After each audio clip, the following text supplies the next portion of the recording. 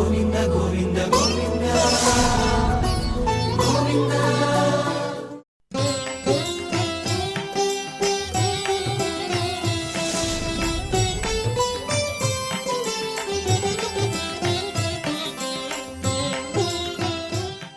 గురుర్బ్రహ్మా గురుర్విష్ణుః గురుర్దేవో మహేశ్వరః గురుః సాక్షాత్ పరం బ్రహ్మ తస్మై శ్రీ గురవే నమః.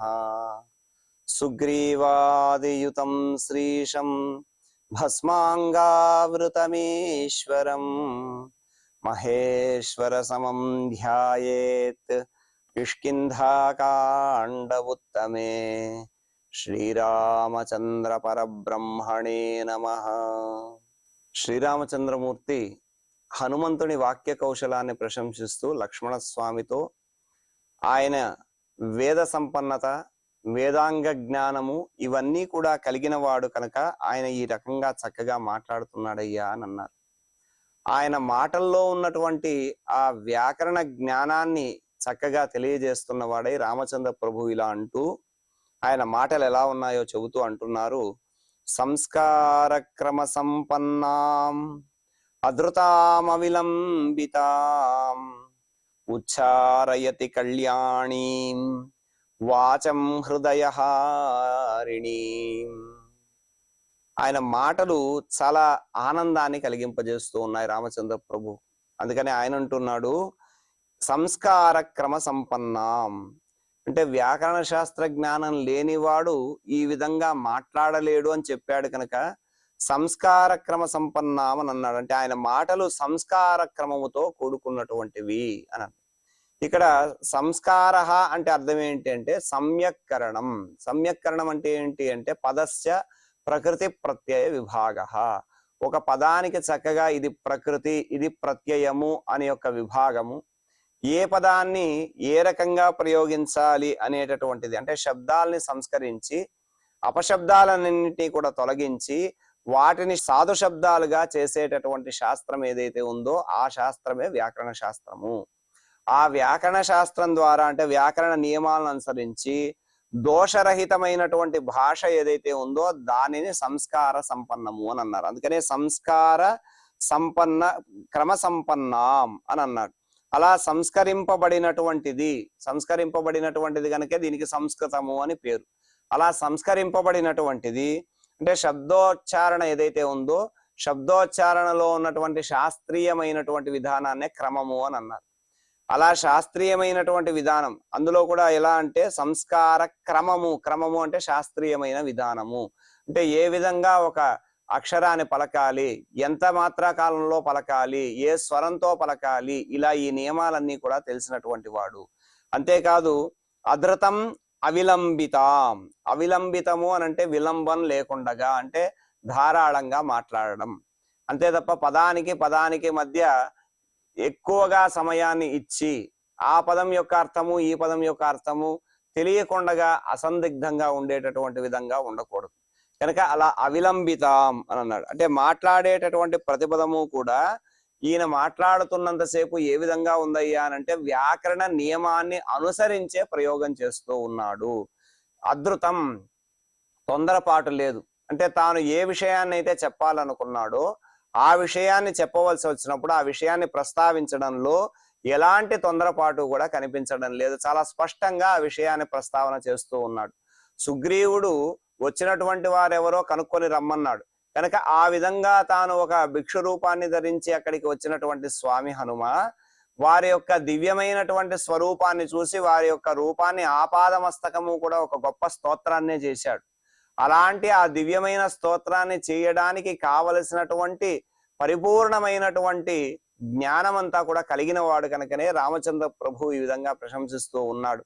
అలా సీతమ్మను ఇక్కడ అన్వేషిస్తూ వచ్చినటువంటి ఆ రామలక్ష్మణుల జాడ అంటే రామలక్ష్మణులు ఎవరో తెలుసుకోవాలి, వారి గురించి తెలుసుకోవాలి, ఎలా తెలుసుకోవాలి, ఎలా మాట్లాడాలో కూడా తెలిసినటువంటి వాడు కనుకనే ఇలా అన్నారు. ఇలా అంటూ ఆయన ఇంకో మాట అన్నారు, కళ్యాణి అంటే శుభాన్ని కలిగించేటటువంటిది. శుభం ఏమిటి ఇక్కడ అనంటే సీతమ్మను అన్వేషిస్తూ వచ్చారు. అక్కడ కబంధుడు చెప్పాడు ఋషముఖ పర్వతం దగ్గర సుగ్రీవుడు అనేటటువంటి వానరరాజు ఉంటాడయ్యా, ఆయన మహాత్ముడు ధర్మాత్ముడు. అటువంటి ఆ వానరరాజును చేరి ఆ వానరరాజుతో సఖ్యాన్ని చేసుకో, సీతమ్మ జాడను తెలుసుకుంటాడు అని. కనుక సీతమ్మ జాడను తెలుసుకోవడం అనేటటువంటి కార్యం ఏదైతే ఉందో ఆ కార్యం కోసం సుగ్రీవుని కలవాలని వీరు వెతుకుతూ వచ్చారు. అలా వెతుకుతూ వచ్చినటువంటి రామలక్ష్మణుల వద్దకు సుగ్రీవుడి మంత్రి అయినటువంటి ఈయనే స్వామి హనుమ వచ్చాడు. అలా ఈయనే ఇక్కడికి వచ్చి సుగ్రీవుడే మీతో స్నేహాన్ని కోరుకుంటున్నాడు అనేటటువంటి మాట చెప్పాడు. ఆ మాట చాలా ఆనందాన్ని కలిగింపజేసేటటువంటి మాట రామచంద్ర ప్రభువుకి. కనుక ఆయన అన్నాడు, తాను వచ్చినటువంటి కార్యాన్ని తెలియజేసినటువంటి విధానం అది రామచంద్రునికి చాలా మనోహరంగా అనిపించింది. కనుక ఆయన అంటున్నాడు, కళ్యాణీం, శుభములను కలిగిస్తున్నాయి. అంతేకాదు హృదయహారిణీం, ఈయన మాటలు చక్కగా హృదయాన్ని ఆకర్షించేటటువంటి విధంగా ఉన్నాయి, ఆనందింపజేస్తూ ఉన్నాయి. ఈయన మాటలు వాచాం ఉచ్చారయతి, ఎలాంటి మాటలు పలుకుతున్నాడయ్యా అంటే కళ్యాణీం హృదయహారిణీం వాచాం ఉచ్చారయతి, చక్కగా శుభాన్ని కలిగించేటటువంటి మాటలు, ఆనందాన్ని కలిగించేటటువంటి మాటలు, హృదయానికి ఆకర్షితములైనటువంటి మాటలు. అంటే కష్టంలో ఉన్నటువంటి వాడికి ఏ మాటల ద్వారా ఉపశమనం కలుగుతుందో ఆ మాటలను చక్కగా చెబుతూ ఉన్నాడు. అంటే ఇక్కడ సీతమ్మ తల్లిని వెతకడం కోసం సుగ్రీవునితో స్నేహం కోసం వీరు వచ్చారు. అలాంటి సుగ్రీవుడే మీతో స్నేహం చేసుకోవాలనుకుంటున్నాడని చెప్పి రామచంద్ర ప్రభువుకు చెప్పాడు. కనుక ఆ మాటలన్నీ కూడా ఆనందంగా ఉన్నాయి, అలా శుభాన్ని కలిగించేటటువంటి వాటిగా ఉన్నాయి. కనుక మాటలు ఏ విధంగా ఉన్నాయంటే ఒకరి సంస్కారం ఎలా తెలుస్తుంది అంటే వారి మాటల్ని బట్టి తెలుస్తుంది. కనుక వారి మాటలు ఏవైతే ఉన్నాయో దాన్నే పురుషసారము అని అంటుంది ఋగ్వేదం. కనుక ఆ మాట అనేటటువంటిదే పురుషసారము అని ఋగ్వేదం చెబుతుంది. కనుక మాటలను బట్టి చక్కగా వారిని అంచనా వేయొచ్చు. అలాంటి తీయటి మాటలన్నీ కూడా చక్కటి మాటలు మాట్లాడాడు. కనుక హనుమ మాటల్లో సంస్కారం ఉంది. అలాగే మంగళప్రదమైనటువంటి మాటలు మాట్లాడుతున్నాడు, ఎక్కడా కూడా అమంగళం లేదు. అమంగళంగా ఎప్పుడూ కూడా మాట్లాడకూడదు. అమంగళాన్నైనా సరే మంగళంగా చెప్పడం ఎలాగో మన పెద్దలు చాలా సందర్భాల్లో మనకు చెప్పి ఉన్నారు. ఏదైనా ఇంట్లో వస్తువులు లేవనుకోండి, నిండుకున్నాయి అనే మాట నేర్పించారు మనకు, తప్ప ఈ వస్తువు లేదు అనేటటువంటి ఆ నయర్థ భావన అనేటటువంటిది రాకూడదు. అంటే లేదు అనేటటువంటి శబ్దం మనం మాట్లాడకూడదు, నిండుకున్నాయి అనేటటువంటి పదాన్ని వాడారు. అలా అమంగళమైనటువంటివి కూడా అంటే అశుభాలను కూడా శుభంగా మనం చెప్పగలగాలి. ఎందుకు అనంటే మంగళప్రదమైన మాటలే మనం ఎప్పుడూ మాట్లాడాలి. పెద్దవాళ్ళు అంటూ ఉంటారు, పైన తదాస్తు దేవతలు ఉంటారు, ఎప్పుడు పడితే అప్పుడు ఏది పడితే అది మాట్లాడకూడదు, వాళ్ళు తదాస్తు అంటే జరిగిపోతుంది అని అంటారు. కనుక మాటలు మనం ఎప్పుడు మాట్లాడినా కూడా ప్రియమైనటువంటి మాటలు మాట్లాడి, హితాన్ని కలిగించేటటువంటి మాటలు మాట్లాడాలి, శుభాన్ని కలిగించేటటువంటి మాటలు మాట్లాడాలి. కనుక చక్కటి మాటలనే మనం మాట్లాడాలి. అందున విశేషించి బ్రాహ్మీ ముహూర్తంలో గాని ఏదైనా ఆ పూజలు మొదలైనటువంటివి చేసిన తర్వాత కానీ లేదా పూజలు చేస్తున్నటువంటి సందర్భంలో కానీ సాయంకాల సమయంలో కానీ మాట్లాడేటప్పుడు చాలా జాగ్రత్తగా మంచి మాటలనే మాట్లాడాలి. ఎందుకు అనంటే అవి నిజమయ్యేటటువంటి అవకాశాలు ఉంటాయి అని పెద్దలు అంటూ ఉంటారు. కనుక ఇక్కడ మాట్లాడేటటువంటి మాటలు మంగళప్రదంగా ఉండాలి. కనుక హనుమ ఆ మాటలన్నీ కూడా అంటే ఆయన భావాలన్నీ కూడా స్పష్టంగా ప్రకటించడానికి అనుగుణమైనటువంటి విధంగా పదాలన్నీ కూడా వాడారు.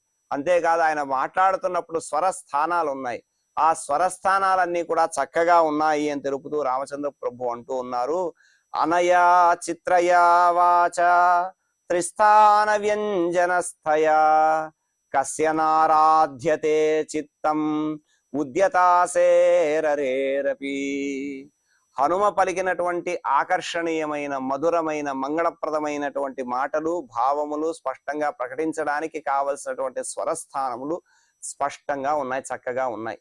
అందుకనే రామచంద్ర ప్రభు అన్నాడు ఆయన మాట గురించి చెబుతూ, అనయ చిత్రయా వాచ త్రిస్థాన వ్యంజనస్థయా. అంటే హనుమంతుని ప్రశంసించడంలో, ఈ మాట ద్వారా ప్రశంసించడంలో వేదాంగమైనటువంటి శిక్షార్థం స్పష్టంగా చెబుతూ ఉన్నారు.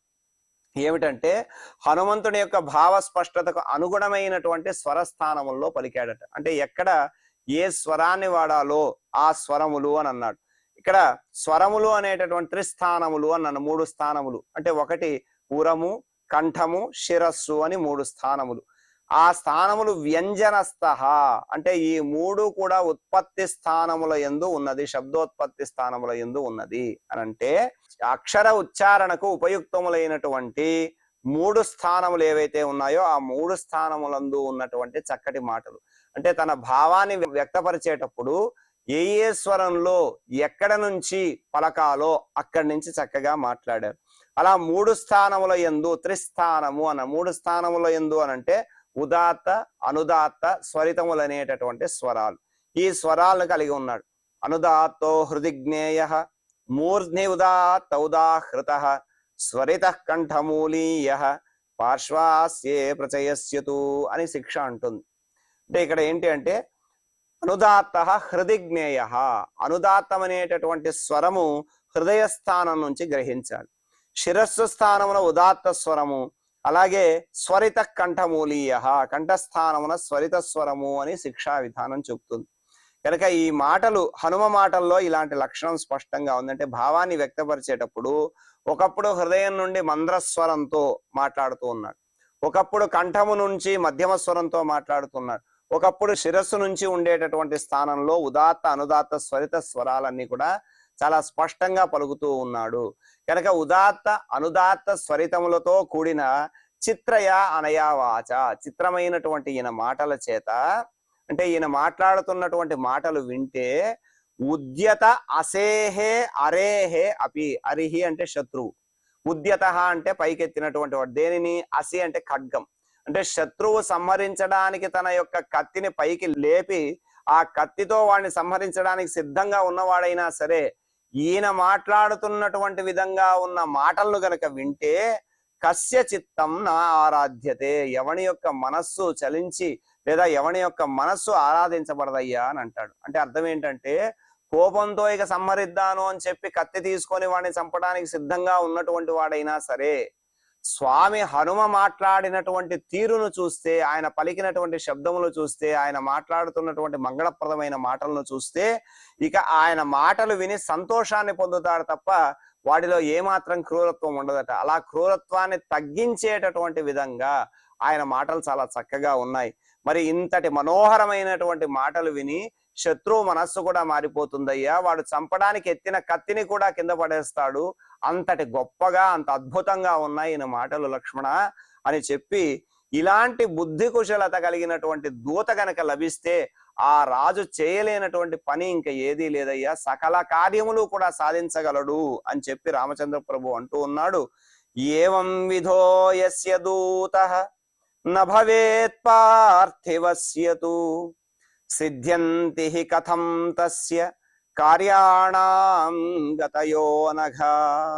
అనఘా దోషములు లేనటువంటి వాడా ఓ లక్ష్మణ, యస్య పార్థివస్య దూతః ఏవం విధః న భవేత్, ఏ రాజు దగ్గర అయితే ఏ రాజు యొక్క దూత ఈ విధంగా ఉండడో అనంటే ఇంతటి చక్కటి లక్షణములు కలిగి ఉన్నటువంటి దూతను గనక ఆ రాజు కలిగి ఉంటే ఆయన చేయలేనటువంటి పని సిద్ధ్యంతి తస్య కార్యాణం కథం న సిద్ధ్యంతి, ఆయన కార్యములు ఎందుకు కాకుండా పోతాయి, ఏ కార్యమైనా సంపన్నమవుతుంది.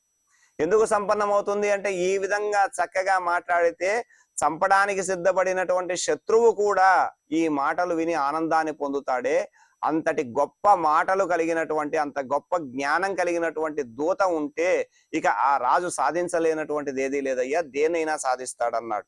అలా కార్యసాధకుడైనటువంటి ఇలాంటి దూత లేకుండగా రాజు తాను ఎలా కార్యసాధకుడు అనేటటువంటి కీర్తిని పొందగలుగుతాడు అని చెప్పి రామచంద్ర ప్రభు ఈ విధంగా చెబుతూ దూతల యొక్క వాక్పాటవం ఏదైతే ఉందో ఆ వాక్పాటవమే రాజు కార్యములను నెరవేర్చడానికి ఆవశ్యకమైనటువంటివి అని తెలుపుతూ ఇలా అంటున్నారు. ఏవం గుణగణైర్యుక్తాః యస్య స్యుః కార్యసాధకాః తస్య సిద్ధ్యంతి సర్వార్థాః దూతవాక్య ప్రచోదితాః. లక్ష్మణ, ఇలాంటి చక్కటి జ్ఞాన సంపన్నుడైనటువంటి దూత గనుక ఉంటే ఆ రాజు దేన్నైనా సాధిస్తాడు. యస్య ఏవం గుణగణైః యుక్తాః, ఈ రకమైనటువంటి చక్కటి గుణగణములు కలిగినటువంటి వాడు యస్య ఏ రాజుకు కార్యసాధకాః స్యుః, కార్యసాధకులైనటువంటి దూతలు ఉంటారో తస్య సర్వే అర్థాః దూతవాక్య ప్రచోదితాః సిద్ధ్యంతి, తస్య ఆ రాజుకు సర్వే అర్థాః అన్ని కార్యములు అన్ని ప్రయోజనములు కూడా దూతవాక్యేన సిద్ధ్యంతి, ఆ దూత యొక్క మాటల చేత, అంటే ఆయన వెళ్ళి చేసుకొని వచ్చేటటువంటి పనులు ఏవైతే ఉన్నాయో ఆ పనులన్నీ కూడా, రాజు యొక్క పనులన్నీ కూడా దూత మాట్లాడేటటువంటి వాక్పాటవం, మాటల యొక్క ప్రభావం చేత సిద్ధ్యంతి, అన్ని కార్యములు కూడా నెరవేరుతాయ్యా అన్నారు. అంటే మాట్లాడేటటువంటి మాట ఏ విధంగా ఉండాలి, ఒక కార్యాన్ని సాధింపజేసేటటువంటి విధంగా ఉండాలి అని ఇక్కడ స్పష్టంగా చెబుతూ, ఇలాంటి గుణగణములు కలిగినటువంటి కార్యసాధకులైన దూతలు ఉన్న రాజు అన్ని కార్యములు కూడా నిర్వర్తించగలడు అని అన్నారు. దూత అంటే సామాన్యమైనటువంటి వాడు కాదు. ప్రాచీన భారతీయ సంస్కృతిలో దూత రాజాస్థానంలో ఒక విశేషమైనటువంటి స్థానం కలిగినటువంటి వాడు. అందుకనే కిరాతార్జునీయంలో రాజుల్ని ప్రస్తావన చేస్తూ చారు చక్షుష అనే ఒక పదాన్ని ప్రయోగిస్తాడు భారవి మహాకవి. చారు చక్షుష అంటే, చారు అంటే దూతలు, దూతలే నేత్రములుగా కలిగి ఉన్నటువంటి వారు రాజులు. ఎందుకంటే దూత వెళ్ళి ఆ విషయాన్నంతటినీ కూడా చక్కగా తెలుసుకుని వచ్చి, తాను తెలుసుకున్నటువంటి విషయాన్ని యథాతథంగా, అంటే తాను ఏ రకంగా రాజును వంచకుండగా రాజుకు ఉన్నటువంటి సత్యాన్ని తెలియజేసేటటువంటి వాడు. రాజ్యంలో ఉన్నటువంటి వ్యవహారాలు, వ్యవస్థలు అన్నీ కూడా ఏ విధంగా ఉన్నాయి, అవి సక్రమంగా ఉన్నాయా లేవా, ప్రజలందరూ ఏమనుకుంటున్నారనేటటువంటి విషయాన్ని ఉన్నది ఉన్నట్టుగా యథార్థంగా తెలియజేయగలగాలి. అలా తెలియజేసేటటువంటి లక్షణం, నైపుణ్యం కలిగి ఉన్నటువంటి వాడే దూత. అందుకనే రాజుకు ఇటు వ్యవస్థకు విశ్వాసపాత్రుడిగా ఉండాలి ఆయన. అందుకే దూత లక్షణాలు చెబుతూ అంటారు, అస్తబ్దం అక్లీబం అదీర్ఘ సూత్రం సానుక్రోశం శ్లక్ష్ణమహార్యమన్యైః అరోగ జాతీయముదార వాక్యం దూతం వదంతి అష్టగుణోపపన్నం. 8 గుణాలు చెప్పారు. దూతకి 8 గుణాలు కూడా ఉండాలి. అప్పుడే ఆ రాజు చక్కగా తన కార్యాలన్నీ కూడా నెరవేర్చుకోగలుగుతాడు. అలాంటి దూతలు అంటే ఏ ప్రలోభాలకు కూడా లొంగనటువంటి వాడై, స్థిరచిత్తుడై, సమయస్ఫూర్తితో వ్యవహరించగలిగేటటువంటి వాడిగా ఉండాలి. అందుకనే అస్తబ్దం అంటే చలనశీలిగా ఉండాలి తప్ప స్తబ్దుగా ఉండకూడదు. అంటే ఒక విషయం పట్ల, ఒక కార్యాన్ని తీసుకున్నప్పుడు దాని పట్ల తాను అతి జాగరూకుడై వెంటనే ఆ కార్యాన్ని సమాప్తి చేయడానికి ఉన్నటువంటి, అంటే ఆ పనిని పూర్తి చేయడానికి కావాల్సినటువంటి మెళుకువలన్నీ కూడా తెలిసిన వాడై ఉండాలి. అక్లీబత్వం, మంచి సామర్థ్యము, జ్ఞానం ఉంది, కానీ తాను చేసేటటువంటి పని విషయంలో స్పందన లేకుండా ఉండకూడదు. అలా సామర్థ్యం ఉన్నప్పటికీ కూడా స్పందించకుండా ఉండేటటువంటి వాడిగా ఉండకూడదు. అదే అక్లీబత్వం. అదీర్ఘ సూత్రం, ఆ చేసేటటువంటి పనుల్లో జాప్యం ఉండకూడదు. అంటే తాను రాజుకు సంబంధించినటువంటి ఆ రాజకార్యం ఏదైతే ఉన్నదో ఆ రాజకార్యాన్ని పూర్తి చేయడానికి ఎంత సమయం అవసరమో ఆ సమయంలో వెంటనే దాన్ని పూర్తి చేయాలి తప్ప ఆ పనిని సాగదీసేటటువంటి విధంగా పనుల్లో జాగు ఉండకూడదు. అలాగే సానుక్రోశం, దయ కలిగినటువంటి వాడై ఉండాలి. శ్లక్ష్ణం, మంచి నడవడిక కలిగి ఉండాలి.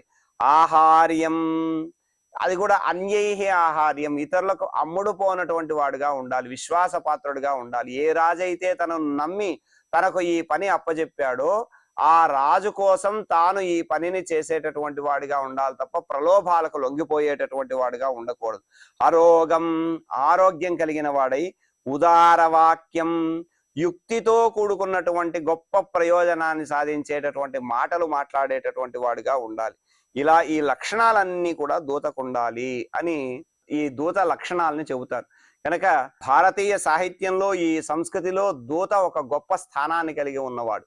అంటే దూత సాధారణమైనటువంటి వ్యక్తి కాదు, విశేషమైనటువంటి వ్యవస్థలన్నింటినీ కూడా సక్రమంగా రాజు ఏ విధంగా అయితే నిర్వహించాలని కోరుకుంటున్నాడో ఆ విధంగా ఉన్నటువంటి వ్యవస్థల తత్వాన్ని, యథార్థాన్ని అంతటిని కూడా చక్కగా రాజుకు తెలియజేసేటటువంటి వాడు. కనుక దూతకృత్యం నిర్వహించేటటువంటి వ్యక్తి ఆ విలక్షణమైనటువంటి విచక్షణ జ్ఞానం కానీ, భావ వ్యక్తీకరణ సామర్థ్యం కానీ, లోతైనటువంటి విషయ అవగాహన కానీ, అలాగే ఒక విషయాన్ని పరిశీలించేటటువంటి శక్తి, ధైర్యం, సాహసం ఇవన్నీ కూడా సమగ్రంగా ఉండాలి. అలాగే ఏ విషయమైతే తనకు అప్పచెప్పారో దాని మీద సమగ్రమైనటువంటి అవగాహన ఉండాలి. ఇలాంటివన్నీ కూడా స్వామి హనుమ మాటల్లో చాలా చక్కగా స్పష్టంగా కనిపిస్తూ ఉన్నాయి. కనుకనే ఆయన అన్నాడు, ఏవం గుణగణైర్యుక్తాః యస్యస్యు కార్యసాధకాః. ఇలాంటి మంచి గుణములు ఉన్నటువంటి దూత కనుక ఉంటే, ఏ రాజు దగ్గర అయితే ఉంటాడో ఆ రాజు సాధించలేనటువంటిది ఏమీ లేదు, ఏ పనైనా కూడా సాధించగలుగుతాడు. తస్య సిద్ధ్యంతి సర్వార్థాహ, ఆయన యొక్క కార్యములన్నీ కూడా పూర్తవుతాయి. దేని చేత అంటే దూత వాక్య ప్రచోదితాహ, తన దూత మాట్లాడేటటువంటి మాటల చేతనే సమస్తమైనటువంటి కార్యములు కూడా నెరవేరుతాయ్యా రాజుకు అని అన్నాడు.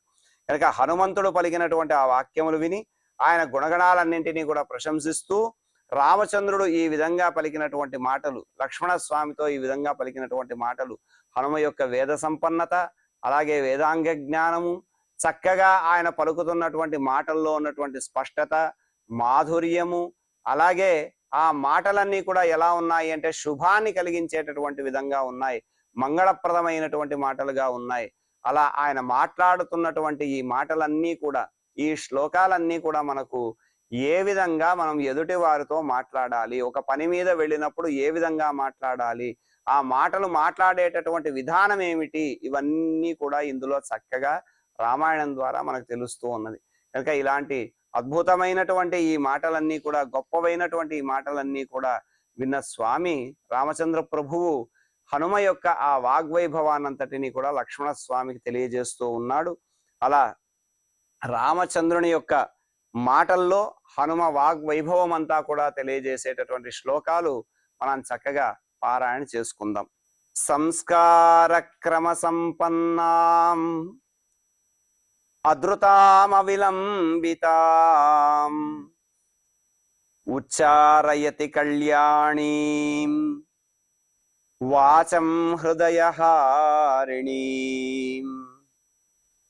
అనయా చిత్రయా వాచా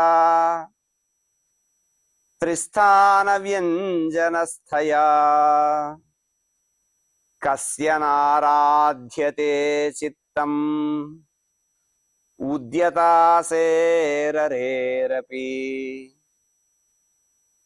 ఏవం విధో యస్య దూతః న భవేత్ పార్థివస్య తు సిద్ధ్యంతి హి కథం తస్య కార్యాణాం గతయో నఘా ఏవం గుణగణైర్యుక్తాః యస్య స్యుః కార్యసాధకాః తస్య సిద్ధ్యంతి సర్వార్థాః దూతవాక్య ప్రచోదితాః. ఇలా చక్కగా రామచంద్ర ప్రభు ప్రశంసకు పాత్రమైన హనుమ వాగ్వైభవాన్ని తెలిపేటటువంటి శ్లోకాలు పారాయణ చేసుకున్నాం. ఈ రకమైనటువంటి వాక్ పటిమ చేత ఎలాంటి కార్యాన్నైనా సాధించవచ్చు అనేటటువంటి చక్కటి విషయాన్ని కూడా మనం తెలుసుకున్నాం. ఇప్పుడు ఈ కార్యక్రమాన్ని క్షమాప్రార్థనాలతో మంగళాంతంగా పరిపూర్ణం చేసుకుందాం.